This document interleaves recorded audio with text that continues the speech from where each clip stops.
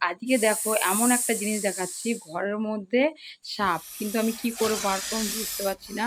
বাড়িতে কেউ নেই, দেখো আমার ভয়ও লাগছে। ও দেখো দেখো,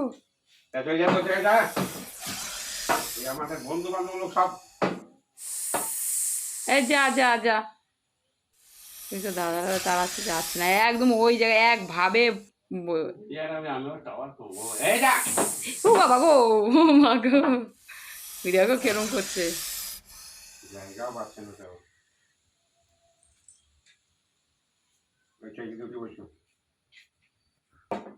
আমাদের মুরগি দিয়ে বাবা গো, দেখো যাবে কেন,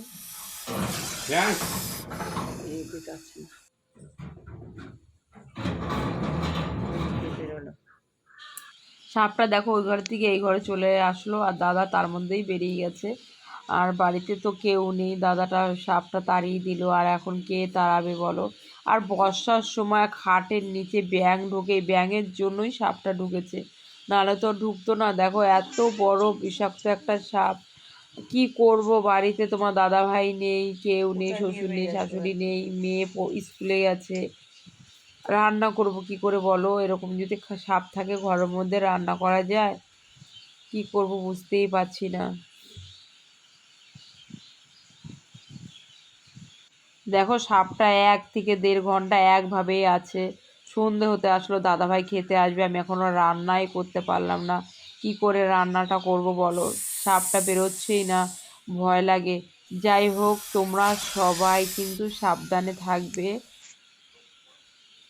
এখন বর্ষার দিন, বুঝতেই পারছো, একটু ঘরে কর্নারে এটা আবর্জনা একটু পরিষ্কার থাকতে হবে, নাহলে এই দেখতে পাচ্ছ, দেখো পরিষ্কার খাটের নিচটা পুরো, তার মধ্যেও সাপটা এসে লুকিয়ে আছে।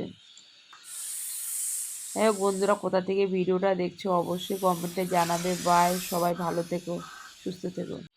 অবশেষে সাপটা বেরিয়ে গেছে, তার জন্য মানে কি বলবো, অনেকটাই হ্যাপি, নাহলে আমার আজকে রাত্রে ঘুমটাই চলে যাচ্ছিল। যাই হোক, রান্না বান্না হলো, আমি রান্না করতে গিয়ে দেখি এসে সাপটা নেই। বাই বাই বন্ধুরা।